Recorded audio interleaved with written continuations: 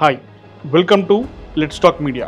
నేను మీ ఆనంద్. ఇవాళ నేను చూశాను ప్రభాస్, అమితాబ్ బచ్చన్, దీపికా పడుకోన్ అండ్ కమల్ హాసన్ స్టారింగ్ కల్కి 2898 AD, directed by Nag Ashwin and produced by Vyjayanthi films. 2024లో తెలుగు సినిమా, ఇండియన్ సినిమా ఎంత అడ్వాన్స్డ్గా ఉంది అన్న క్వశ్చన్కి ఆన్సర్ ఈ కల్కి అనే movie. Be it writing, making, art, VFX, performances, take anything ఇంతకంటే బెటర్గా ఈ బడ్జెట్లో ఎగ్జిక్యూట్ చేయడం చాలా కష్టం. ప్రాబబుల్లీ రాజమౌళి గారు చేయగలరేమో, బట్ నాకు తెలిసి ఇండియాలో ఇంతకంటే బెటర్గా ఎగ్జిక్యూట్ చేయడం ఈ బడ్జెట్లో ఇంత పెద్ద ఎత్తున ఇలాంటి సినిమాని చాలా చాలా కష్టం. మహాభారత యుద్ధకాండ తర్వాత శ్రీకృష్ణుడు అశ్వత్థామకి నువ్వు ఎప్పటికీ చిరంజీవిగానే ఉండు, ఈ లోకంలో ఉండే పాపాలని, దుస్థితులని చూస్తూ బాధపడుతూనే ఉండు అని శపించడం దగ్గర నుంచి ఈ సినిమా స్టార్ట్ అవుతుంది.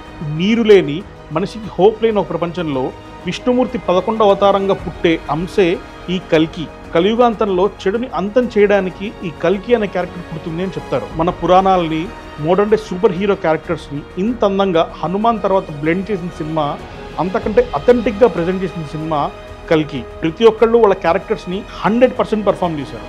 ప్రభాస్ అండ్ అమితాబ్ బచ్చన్ స్క్రీన్ మీద ఫైట్ చేస్తుంటే చూడడానికి 2 కళ్ళు చాలేదు. కానీ ఎవరి ఒరిజినల్ వాయిస్తో వాళ్ళు డబ్బింగ్ చెప్తున్నారేమో నాకు తెలియదు, కానీ తెలుగుని అలా వేరే లాంగ్వేజ్ యాక్టర్స్ డబ్బింగ్ చెప్తూ ఉంటే నాకు అంత అథెంటిక్గా అనిపించలేదు. ఈ సినిమా మంచి సౌండ్ అండ్ 4K స్క్రీన్లో చూడాల్సిన సినిమా. 3Dలో చూడడం వల్ల నా ఎక్స్పీరియన్స్ కొంచెం తక్కువైందేమో అన్న ఫీలింగ్ అయితే నాకు కలిగింది.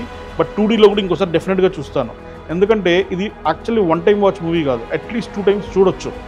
పురాణాలని, మోడర్న్ డే ఎపిక్స్ని, సూపర్ హీరో స్టోరీస్ని ఇష్టపడే వాళ్ళు, చిన్నపిల్లలు ఇలాంటి సినిమాని థియేటర్లో చాలా బాగా ఎంజాయ్ చేస్తారు. విజువల్స్ పరంగా చూసుకుంటే స్పెషల్గా మెన్షన్ చేయాల్సింది VFX, art work and makeup. Prabhas recent టైమ్స్లో బెస్ట్గా కనిపించిన సినిమా అయితే ఇదే. ఓవరాల్గా దుల్కర్, విజయ్ దేవరకొండ, ఆర్జీవి, అనుదీప్ కేవి, రాజమౌళి ఇలాంటి వాళ్ళు కేమియోస్ థియేటర్లో మంచి విజువల్స్ని చప్పట్లను తీసుకొచ్చాయి. ప్రభాస్కి కీర్తి సురేష్ డబ్బింగ్ చెప్పిన బుజ్జి అనే క్యారెక్టర్కి మధ్యలో ఉండే కాన్వర్జేషన్స్ చాలా హిలేరియస్గా అనిపించాయి. At the same point of time Brahmanandam గారు కూడా ఈ సినిమాలో ఉన్నారు, but I didn't really find it funny.